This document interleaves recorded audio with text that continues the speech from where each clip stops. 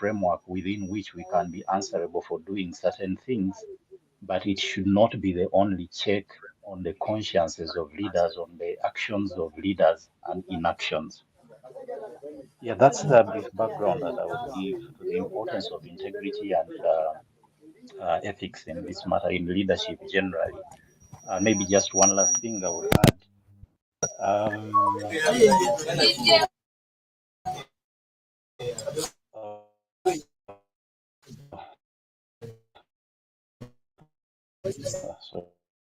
Sorry,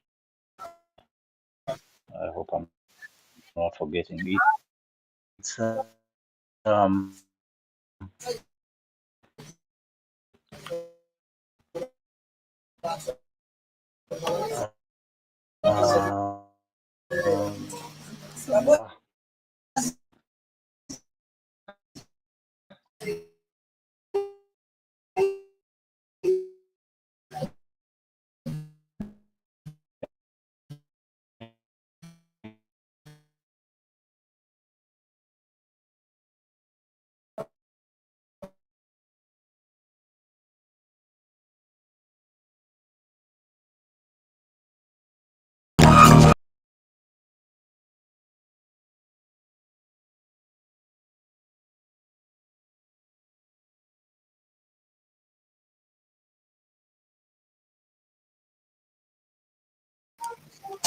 Mpuuga, I sent you an invite. I've tried to add you as a speaker. I can't seem to. You might want to leave the space, then come back, and I'll be able. So if you log out and log in again, I should be able, in theory, to. Ooh, he says that he sent a request. I should be able to see you. Sam, could you go into the request and see if you can bring him up? If that doesn't work, could you please leave the space and then come back? Then I'll be able to bring you up promptly. My apologies for the technical glitch. We tried to resolve it before, but hey ho, here we are. Thank you so much, Jim. What I wanted to ask you, and the reason we are here today is because of the Parliamentary exhibition. Now, I'm sure everybody knows exactly what it is, but could you just briefly tell us how we got here in terms of the work that you've been doing with the exhibition? Thank you. Jim. Oh yeah, and before I get to that, I just remembered what I wanted to say earlier. It was that why does this thing keep coming and flying away? What was it? Oh yeah, when we are campaigning during the elections, I think one of the considerations of the public, of the masses, of our voters, the things they look at, they mostly look at our character, they look at our conduct, or they look at the person as they know them. They don't generally look at how much you know the law or how much you can follow the law, although I think many would consider that to be important. And that's why when we err, or when we make an omission, or when we make a mistake, deliberate or not, we are judged against the expectation of the kind of character that the people had.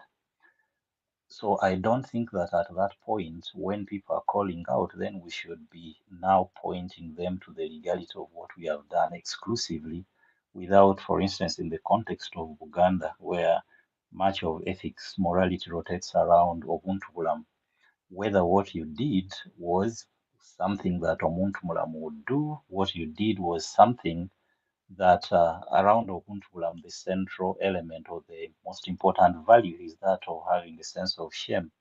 Whether it is something that a person who has a sense of shame wouldn't be ashamed of, whether it is something that you would do and you'd feel that people are not going to say, ekyo kyakoze nga kyansonyi, or ekyo kituswaziza, or ekintu ng'ekyo kiswaza. Sorry to put it in Luganda, but I'm just trying to bring it out in context of, and I think this applies to many cultural contexts, not exclusively Buganda.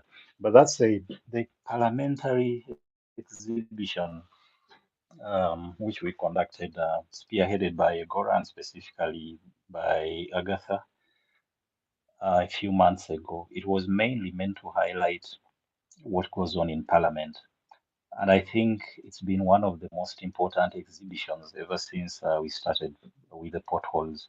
Why do I say it's one of the most important? Because Parliament is the arm of government that is supposed to speak for us, the arm of government that is supposed to represent our aspirations, our needs, our pains. So generally, the common person would look at Parliament that if, and I'm talking about the ideal, not what is on the ground, they would look at Parliament to be the voice that speaks for them. They would look at Parliament to be a reflection of their circumstances. If, for instance, we are generally a poor country, we are generally deprived in so many ways, you would also want to look at the kind of lives that MPs live, not that they're exactly the same as yours, but that they show some sort of empathy, they show some care for the for the plight of the masses. So when we started this exhibition, the idea was primarily to allow the public to give feedback to Parliament. And this feedback is in terms of bringing to light Parliament and whether this is how Parliament should be run, how Parliament should be representing us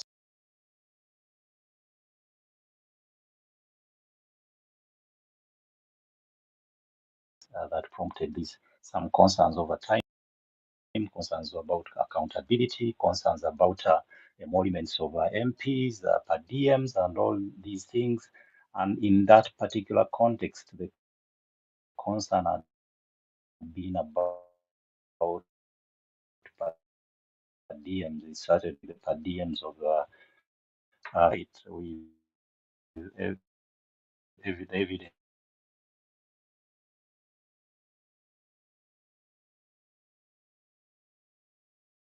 by Agatha that she was receiving a per diem of $4,000 on leave. And for was it about 30 days, and so many other things that eventually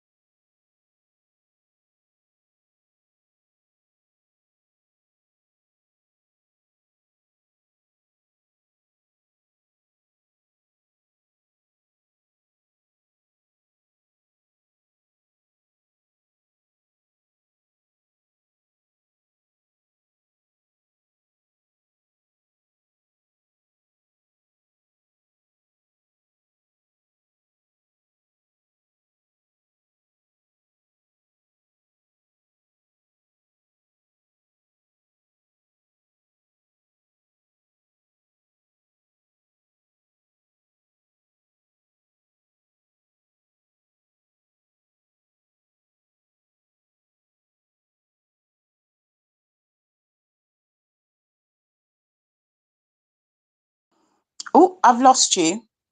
Hello, we've lost you. Please, can you, we can't hear you. Can you unmute, please, Jim? Oh, sorry, you had muted me actually. I can see muted by host. Please go ahead. But I hope the speaker is not in charge of your phone. No, Liliana, she's can you not. hear me now? Yeah, we can hear you, and she's certainly not. Please go ahead. I don't know the last thing that you heard me say. Sam, can you help on that? Because I'm just trying to get Honorable Matthias in. I think you were talking about the per diem of 4,000 by that was being received by the speaker, and then that's where I think we lost you. Oh, yeah, yeah. So it was from the per diems, then to the service awards, the monies that the commissioners had awarded themselves with the language that I see in the minutes they considered and approved, about which I think even the explanation which has been given by some that it was in the budget, it becomes suspicious because even if it was in the budget, why is the language in the minute that they considered and approved? Um, and so many other things followed from that. The monies that were being deposited on individual accounts, personal accounts of the assistants of the speaker, on the accounts of Oborium, and the accounts of Emmanuel. There are about 4 or 5 different people and amounting to billions of money responsibility, but which seem to be arbitrary, which seem to be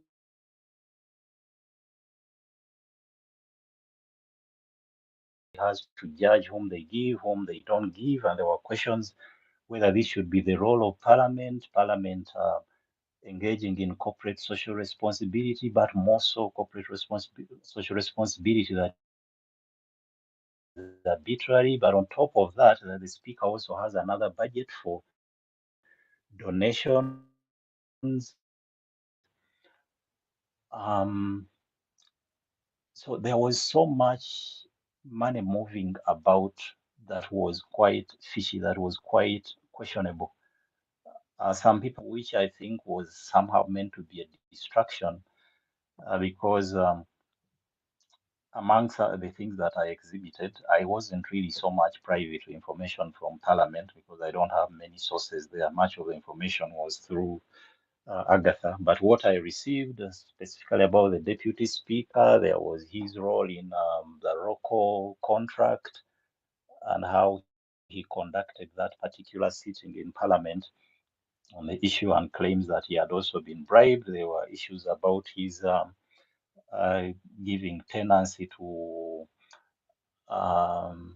what's the name of Caesar? Is he called King Caesar, who is a personal friend, his role in Nira. So all that came about, and we were constantly urging people that if you have anything to exhibit about anyone in Parliament, please share it, which is quite strange why one would come out and ask, hey, how about Honorable Taiwo? Because that question suggests or presupposes that you are aware that there is something about the Deputy Speaker that needed to be exhibited, but you're not sharing it. So that was part of what came up during the exhibition, but there was also stuff about recruitment practices. So many people coming in through the window, relatives, cousins, and this was across board. It's not just on the side of NRM, but also on opposition. In fact, what has been most shocking during the parliamentary exhibition was the silence of many people from the opposition when these things came up. That whoever you contacted, expecting that they would also add or tell you a bit more, they were quite guarded. They were quite careful about what they were to say or not, which gave the impression that either they were under so much intimidation, which is still not understandable at that level to say that you're being intimidated, not to say what you want to say, or they were beneficiaries to what was happening. And I think the latter is highly likely, because when you check the records that we saw of travels, you see that some people were benefiting even for travels that are otherwise private. Someone is going for a pilgrimage and they have to take from the taxpayer to go to Mecca or to Rome for pilgrimage, all of which are abuses. And we were also asking from all that came up, the entire mess, how was it possible that the opposition was not in the know? Much of this stuff was known within Parliament, in the corridors of Parliament, but why were they quiet? So it appears there is either a syndicate or some sort of scratch my back, I scratch yours that is informing the the way they are playing this ball, but at the expense of the taxpayer. So it's that's the background how we came to all this, and then later to the sanctions. But a lot was unearthed, a lot that has really shocked so many people. Because if the institution that is supposed to be speaking for us is at the same time the institution doing all this, and the worst being that they don't want to be asked to account, yet they are the ones who are always asking the different entities of government or whoever to go them to account, and they are asking all these tough questions. Why wouldn't they want to be asked the same questions about what they are supposed to do? Why would they stammer, including those who have been so eloquent all along that when it comes to these particular accountabilities, they wouldn't want to talk about it? The same with this matter of the censure motion that emanated from the exhibition. If the censure is to lead to discussing, to debating the matter on Parliament, where they can bring everything on table, if one needs to explain themselves, maybe they were misunderstood, misrepresented, or we had partial evidence that was not entirely reflective of the matter, that would have been their chance to explain. But the fact that they are trying to block it, the fact that they are trying to make sure that it doesn't happen raises more suspicion. What is it that they are hiding? If I have nothing, if I have nothing against me, or if I'm sure about my innocence and one is alleging, I would ask them to bring the matter out so that I get the opportunity to explain myself. You're saying this is what I did, but that's not the case. But the moment I start blocking it to ensure that it's not discussed, the impression it gives is that there is truth to it. That's one of the possibilities. It's the reason you don't want it to be discussed. Yes, sorry for that long stretch of explanation, Juliana, giving a background of what happened. Sam, back to you. Hello.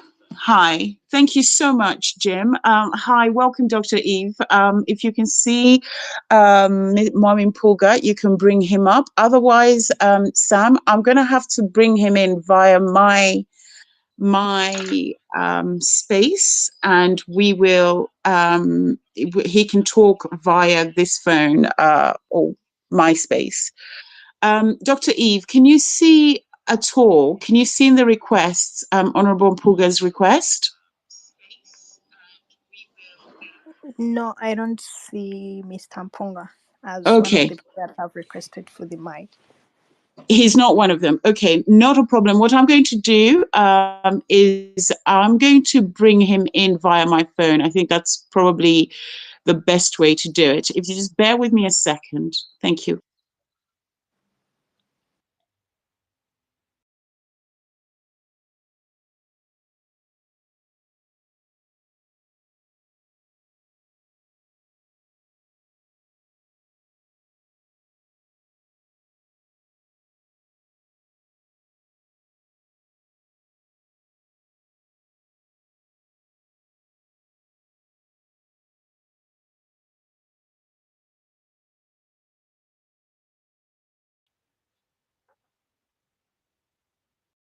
Oh, Juliana, are you still on?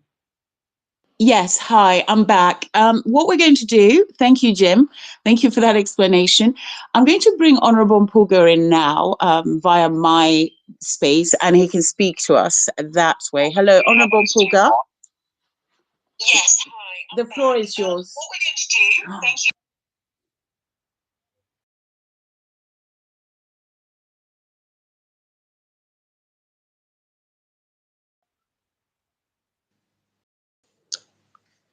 Oh, Juliana, I think you are muted. We are not getting you. I'll be with you in a second. I'm just getting him to talk just now. He'll be with us just now. Hold on. Okay. Hello, Honorable Mpuuga. Hello. Oh, for God's sake. Hello.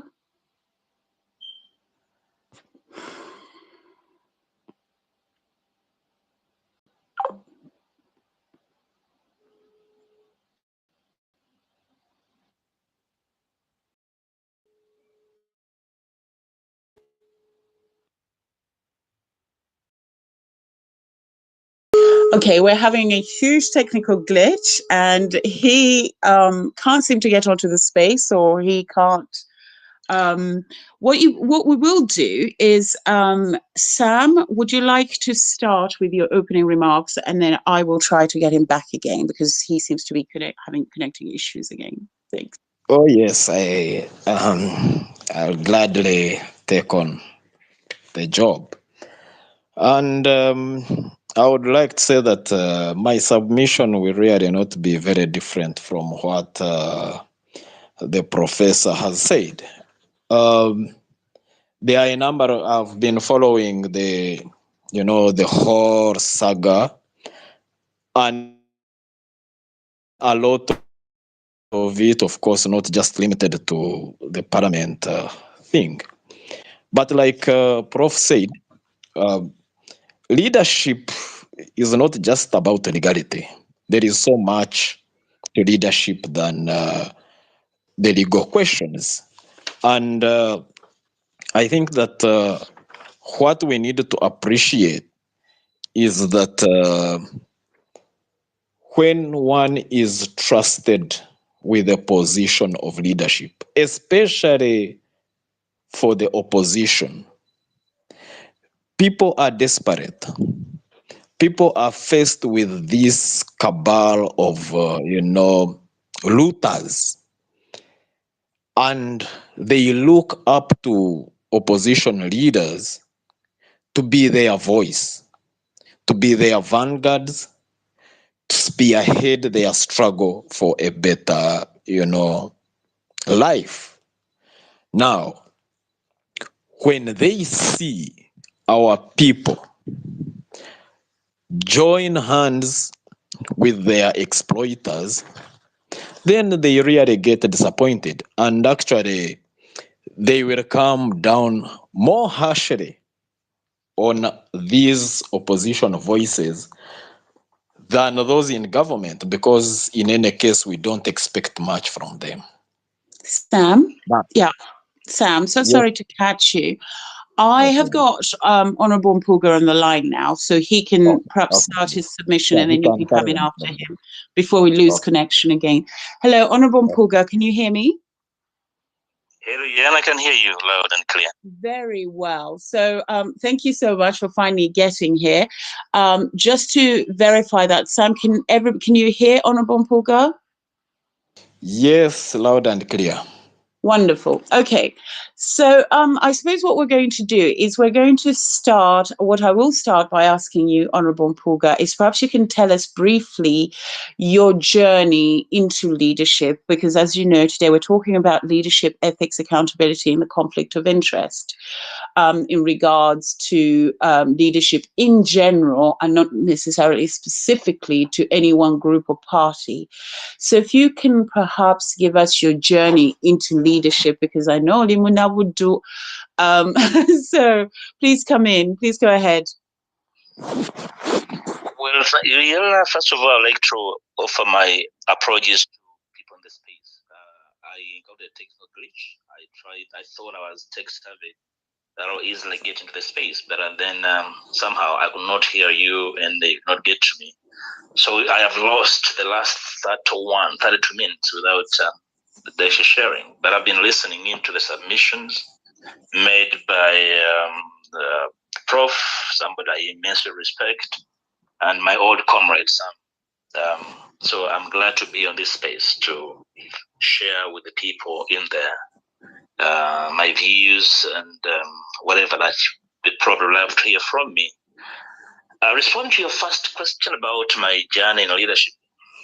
Of course, it's not, it can't be placed on a Kasuku page.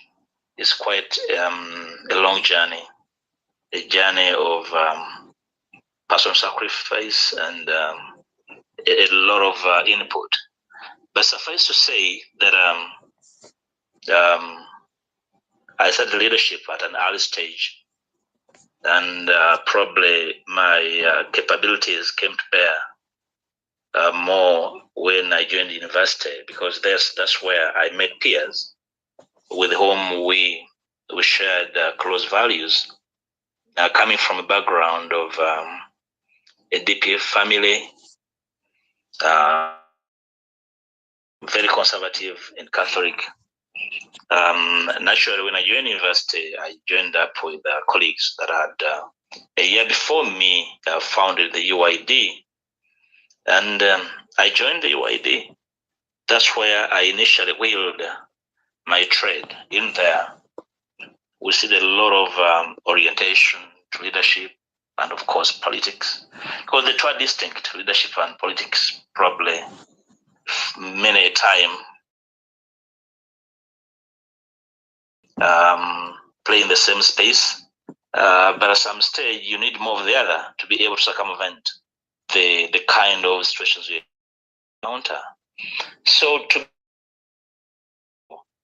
the hardcore politics, of course, at that time, there was a lot of agitation to restoration of the key pillars of the kingdom of Uganda, in which, as a young man in Uganda, from a conservative Uganda family and community, played a part in Nkobazambogo, and I was at the forefront of mobilizing colleagues to participate in a lot of community work. Bulungi Wansi to restore key Uganda installations. I was a leader of Nkobazambogo at the university. Then somewhere in my second year at the university, His Majesty saw me and appointed me to be part of Uganda Luchiko. I recollect I was barely 21 when I joined the Great Uganda Luchiko, and I received mentorship when he appointed me.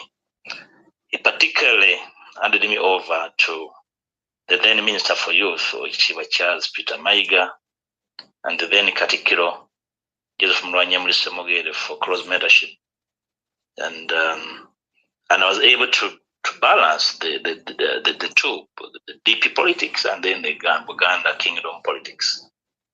Yes, a cultural institution, a higher political cultural institution, being able to balance the delicate, issues in there was never a mean feat. So in UID, training was direct onto the issues. We used to receive it of training in training mentorship meetings every weekend at the headquarters at State House. We would go for training. Training in leadership, training in public speaking, mobilization, et al.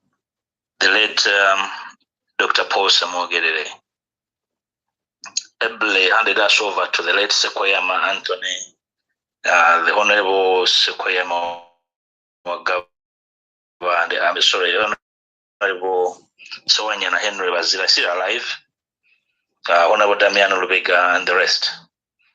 And of course, I was a little junior. We had seniors, the Samuel Vegas, the Rulumes, the Mwangas, Komakesh Leandro, to mention a few.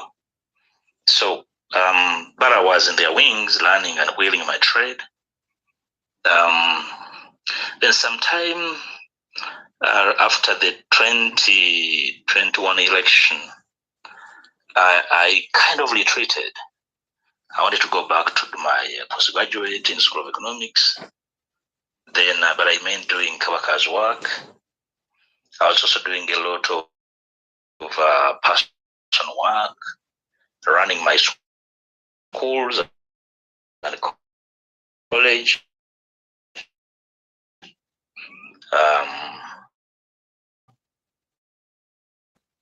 That was the early 2000s. I did a lot of personal enterprise. So you left politics entirely, or you continued?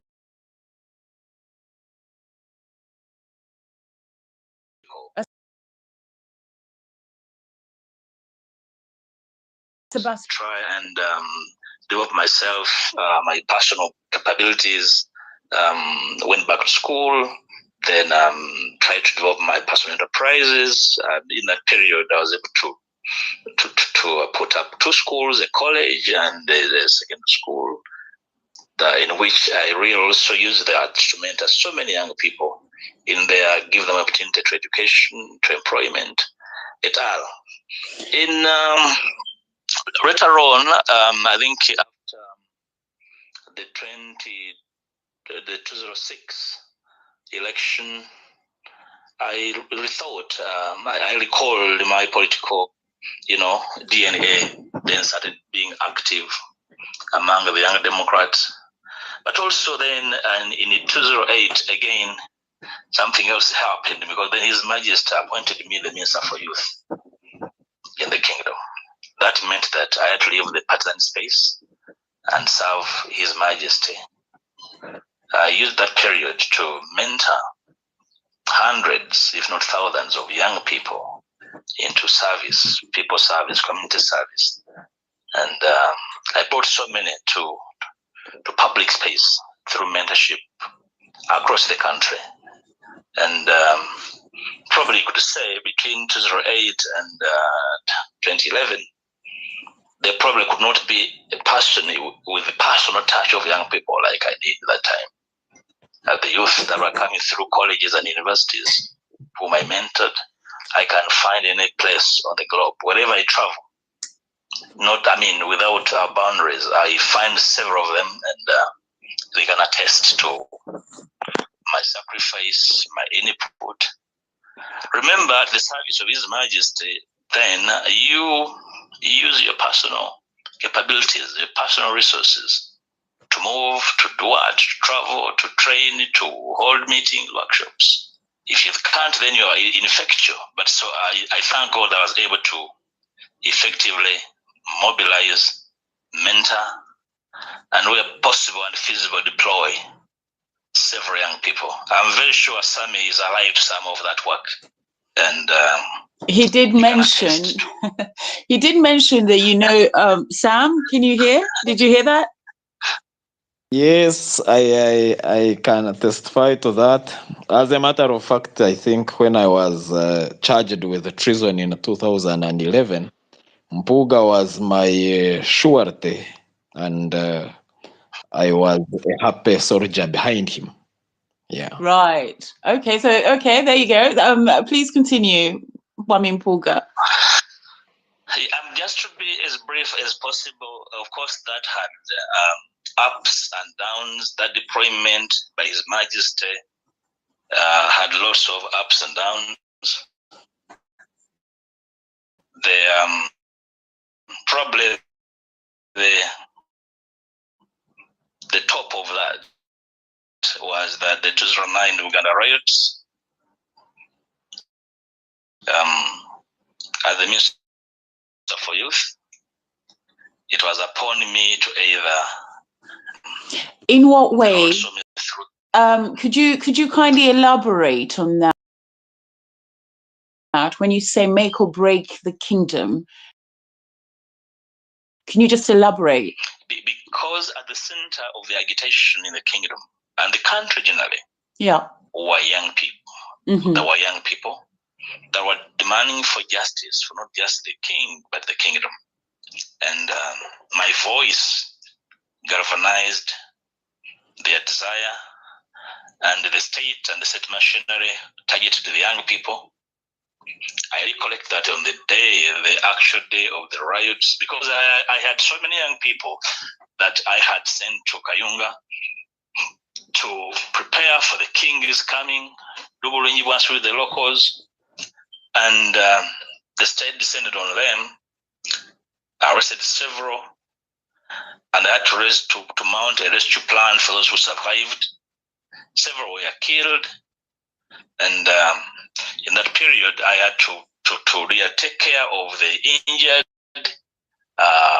be in touch with their families, and somehow the Ugandan populace, after that, the storm had calmed down, seemed to suggest that the leaders of the kingdom are responsible, and therefore nobody else follows up. But I'm happy that the political class, especially in the opposition, was keen. They were helpful. That for me was because I was a hunted man. At one stage, it was upon me to speak for the kingdom. Many kingdom officials were scared. That was really extra, beyond. Probably the other peak of that service was when the current Katikkiro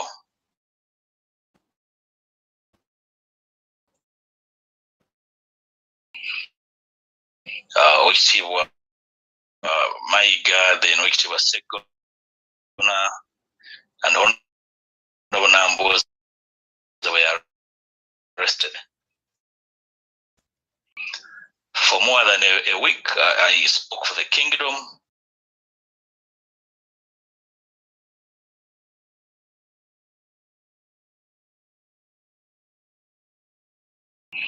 Many kingdom officials, for some reason,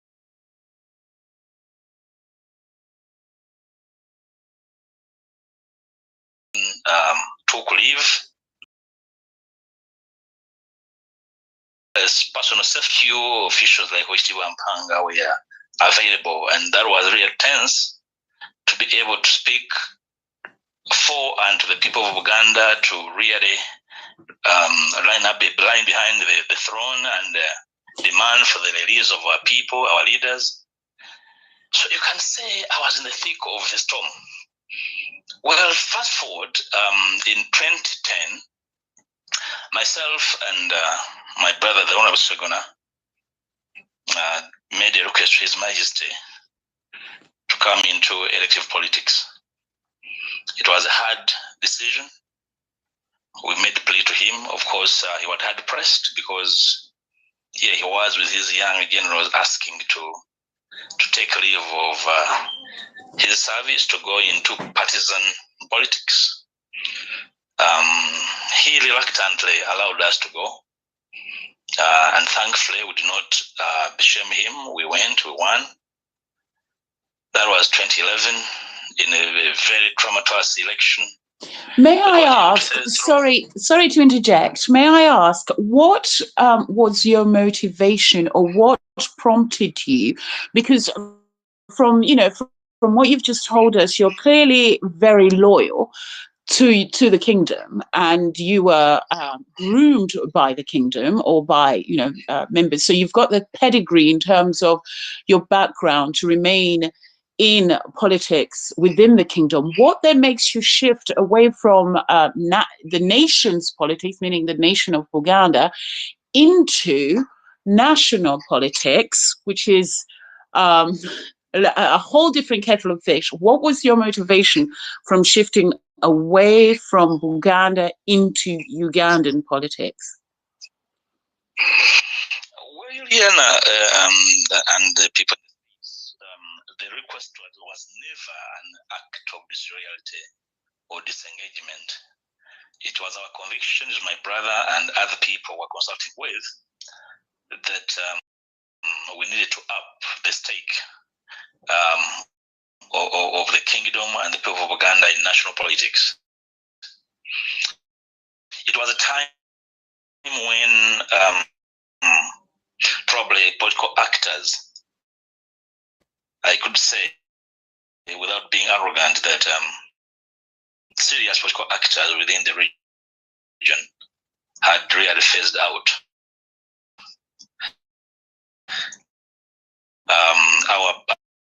Our mentors were fast moving out because of old age or frustration.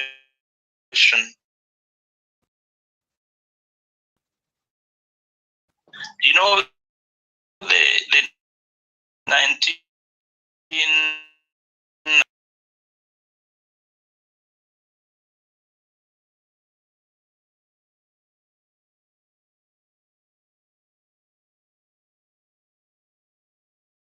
96 elections,